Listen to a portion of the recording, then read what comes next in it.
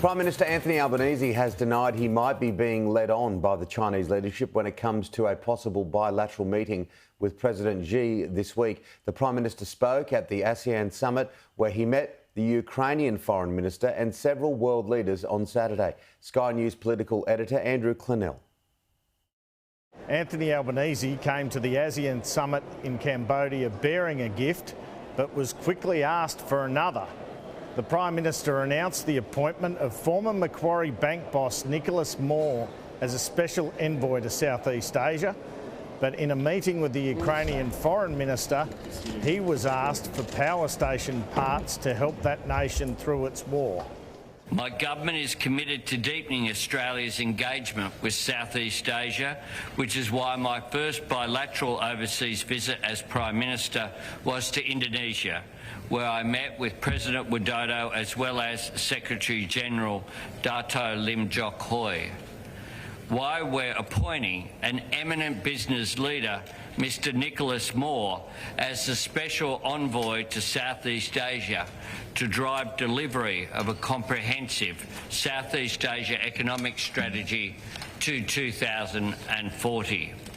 It is why we have committed $470 million of additional development assistance to Southeast Asia. The ASEAN summit is something Australia sees as important strategically, but there is no doubt this is a warm-up for the main event in this week of summits, the G20 in Bali, where there are hopes of the first meeting between a Chinese and Australian leader in 3 years. I asked the PM if the Chinese government was leading Australia on in talking to them about the bilateral meeting but not committing to it, given that President Biden has already secured a meeting on Monday with Chinese President Xi.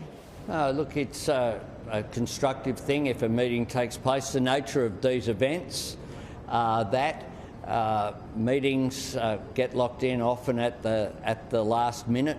Look, I take it at face value. I think there is a great deal of goodwill here, certainly from Australia, and I have no reason to think that there's not goodwill on the Chinese side as well. The Prime Minister welcomed the Biden-Xi engagement. Well, I'd make the point about President Biden and President Xi meeting that dialogue between people is always positive. Out of dialogue comes understanding, and we need more, not less, in today's uncertain world. We know there's strategic competition in this region, and that's the context of any meeting that will take place between the United States and China. Also at the G20 will be the Russian Foreign Minister Sergei Lavrov, but the Prime Minister indicated he would follow the lead of other countries and not engage with the Minister, despite the opportunity to discuss the Medibank private cyber hack. We will engage constructively in the G20, but I certainly won't be seeking out any meetings with the Russian Foreign Minister. Russia has a responsibility to stop criminal activity that's having a real impact on people in Australia and indeed around the globe. Having appeared at the ASEAN summit on Saturday and made remarks, the Prime Minister will attend the East Asia Summit in Phnom Penh on Sunday and hopes for a brief chat with Joe Biden. There's no doubt that I'll be having a chat with President Biden while we are here and then at the G20. We haven't locked in a bilateral meeting at this point in time. We await whether that happens or not, but President Biden and I have a relationship. We will be able to have a chat.